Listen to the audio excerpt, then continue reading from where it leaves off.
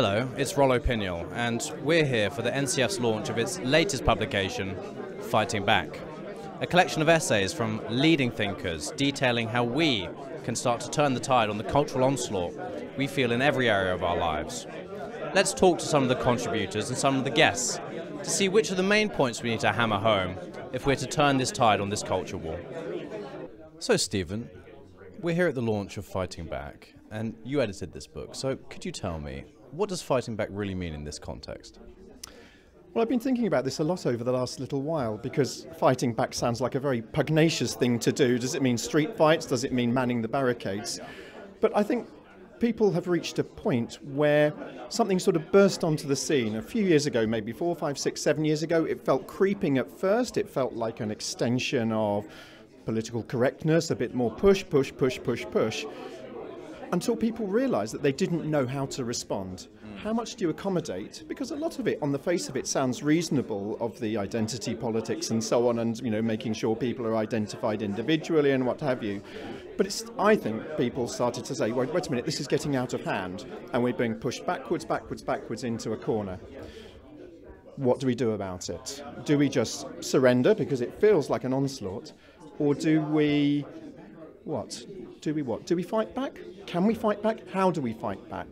And I think the key to this book, very proudly holding it, is that this is a companion. Emma Webb's expression from a few weeks ago, I think it's a really apt expression. It's a companion from which people can find ways of, in their everyday lives, pushing back, saying, I'm not putting up with this. I'm not going to tell any lies. I'm going to just stand firm, and I know I'm not the only one. So it's a means, a gentle means, I suppose, a non-physical means of getting off the back foot and moving forward again, individually and collectively. Well, I think we're all challenging the sort of cultural onslaught against tradition, against the nation, the family, and to some extent religion, actually, as well. I think all of these things are important in terms of finding out where we are, giving us a sort of home base, as it were. So it's very important. I really admire the work that NCF's doing. You're at the vanguard of this. Well, I think it means doing things incrementally, actually. I don't necessarily think it's about making massive, big gestures. I don't think it's about making a stand that's going to make you lose your job, for example. So I think if you think about fighting back, I think you've got to think about what success looks like when you're fighting back. And I think for most people, it's saying no to certain things, okay?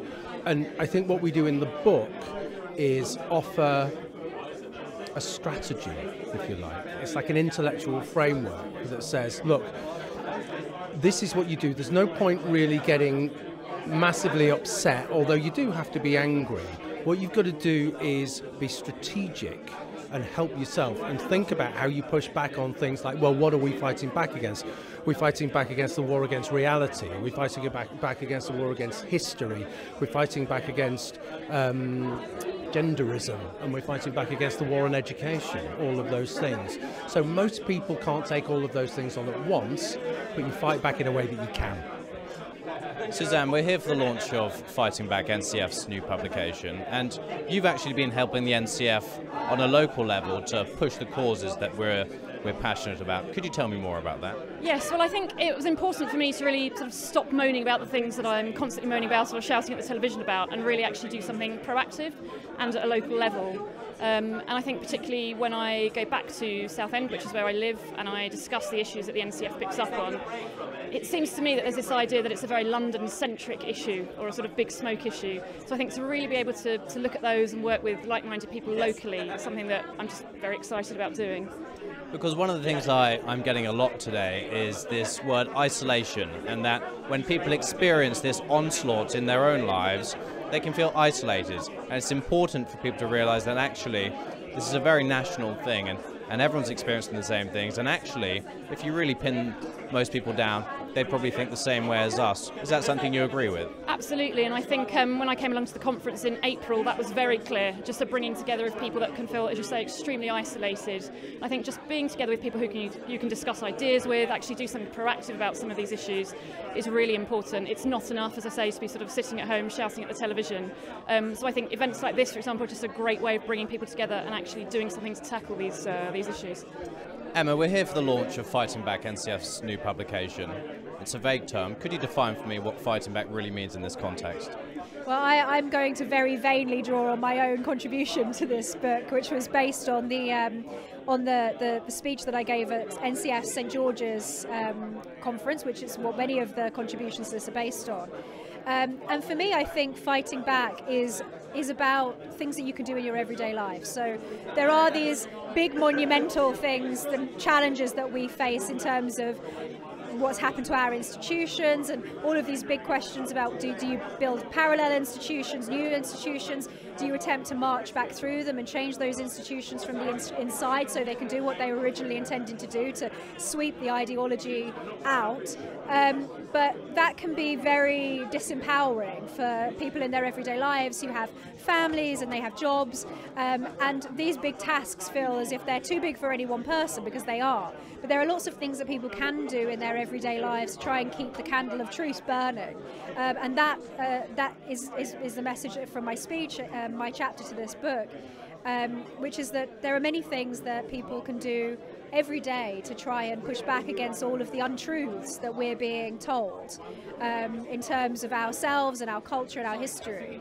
And so for me, the fundamental thing is to just tell the truth. Stand up for the truth and don't let anybody try to convince you otherwise. And you're one of the contributors, and your section's titled Revitalising the West. Could you unpack that a bit for me?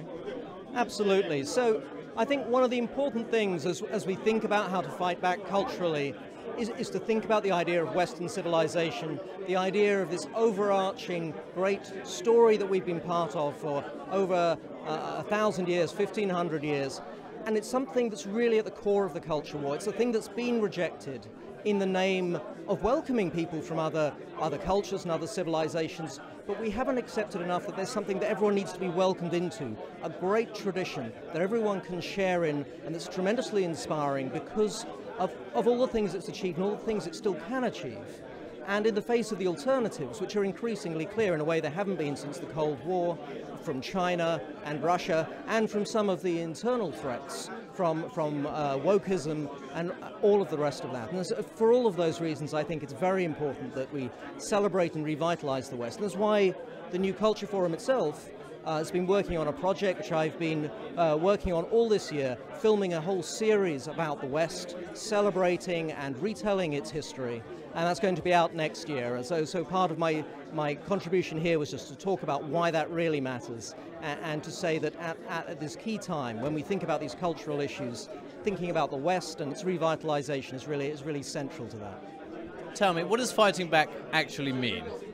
To me, it means we have to stop observing, stop watching our society decay and be destroyed from within, and stand up and make a fight for what we think is great, this nation. That's what this is all about to me. And you're one of the contributors to the book.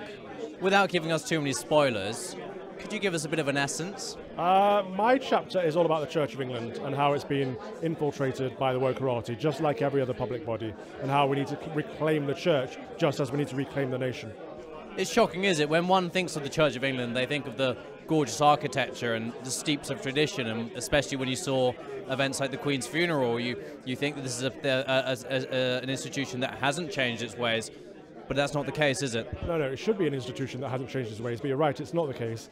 The Church of England should adhere to the Bible, it should follow Christ's teachings, it should follow him in everything. However, it seems to be chasing societal norms on things like trans issues, on homosexuality, on sexual sin outside of marriage, on all of the big issues facing us as a society. The church is choosing the wrong side. It's not choosing God, it's not choosing Christ, it's choosing the social norms. So that's a great shame, because it's meaning that it's not looking after people's spiritual well-being.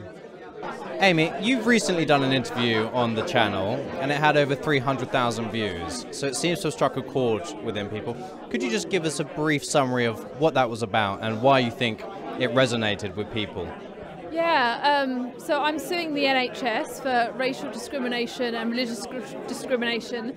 Essentially, they've pushed critical race theory onto me, and they've forced me to comply with it and bullied me just for simply disagreeing.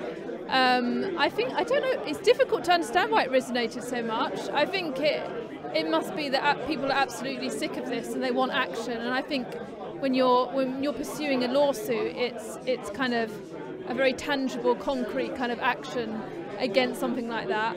I've had so much support from people, so many messages. Even here today, I've had some people come up to me and say, you know, you came across it really well. Your story was, you know, really interesting, and it really resonated with me. So yeah, I think that's why.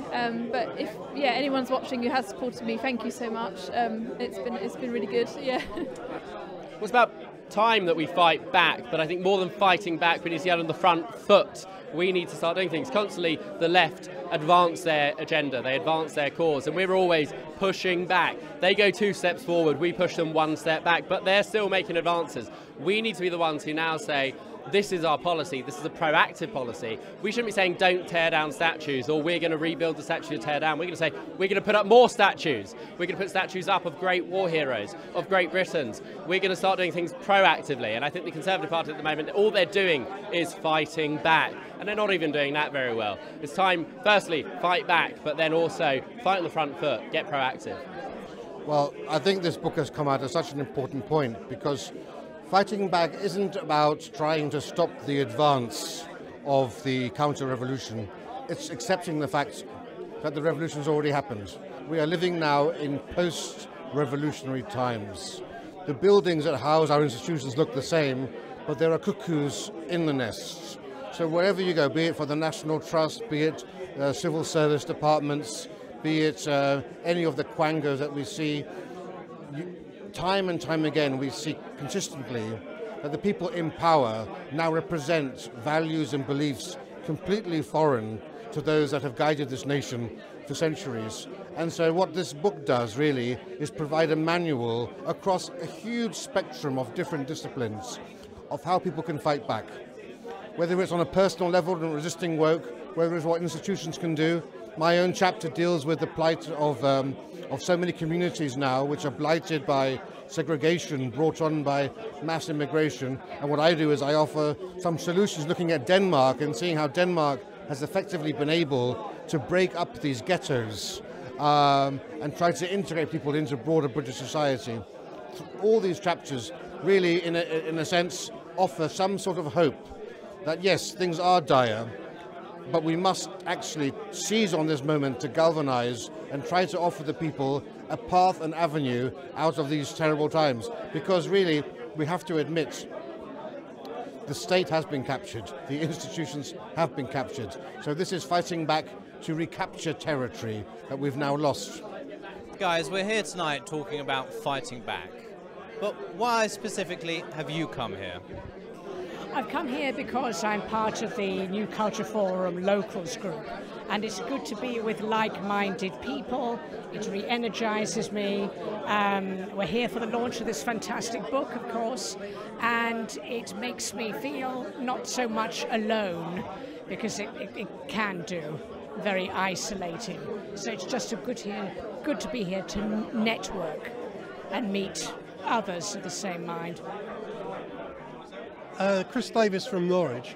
I was present at the last Smith lecture where there was heartfelt call from the floor at question time for people who really felt that they believed in what the New Culture Forum's all about, and they wanted community.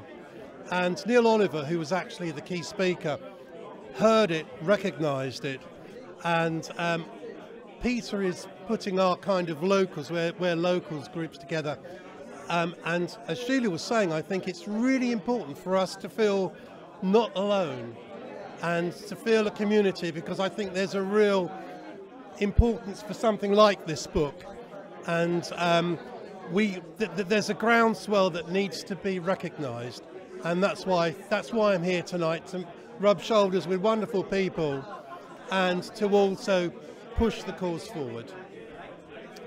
Yeah, I think it is. I think that atomisation that I think sometimes is perhaps deliberate.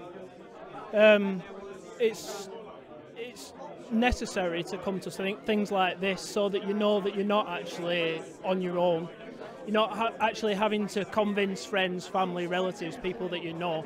You can actually come and sort of recharge some of that optimism that you can actually not just subject yourself to this, but you can actually fight back. And I think it's events like this where you can come and actually find out that other people think the same. Claire, we're here talking about fighting back, and you've got a bit of experience with that, don't you? Could you tell us more about what you've done to fight back in your own life? Yes, I was concerned about indoctrinating teaching at a secondary school in London. I raised complaints about that. They weren't effective. I had to go a bit further, ask for a freedom of information request. That was turned down, and they went further still and appealed to the ICO in order to try and overturn that freedom of information request.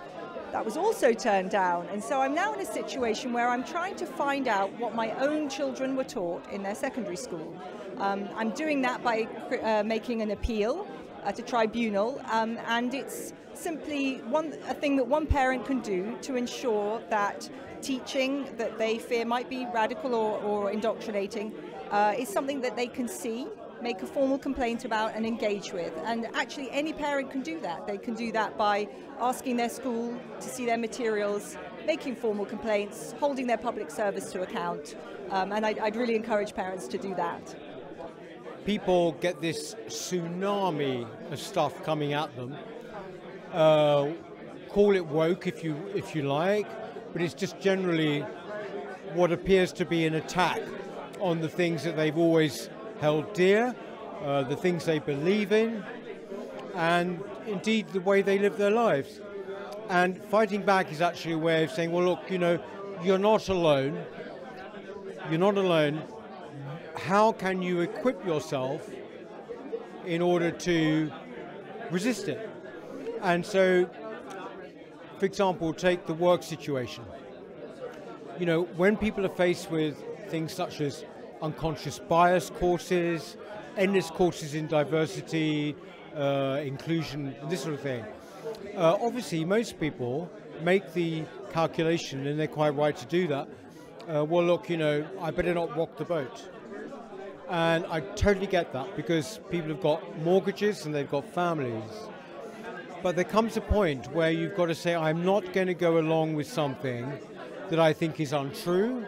I'm not going to go along with something which tends to suggest that, for example, I am purely by being white a racist, things like that. And so what we've attempted to do with the book is to look at all the different aspects of our society and say, well, how does it apply in those areas? So, for example, Emma Webb has done a very good chapter on a day-to-day basis. How do you just do not go along with lies. If you know something is false, or if you know that it's basically making false assumptions about you, don't just go along with it. Say, actually, no, that's not true. I'm not this. I'm not just because I'm white, I'm not a racist, for example. These things are very, very important. At the moment, there are no political parties, there's no political guidance offering people any kind of assistance on this at all. I think it's up to people like us at the New Culture Forum to do that. So that's it from us here today. Why don't you leave in the comments something you think we can all do to start fighting back, the small changes we can make in our lives. And if we all do these together, we can start to make a future that we all want to live in.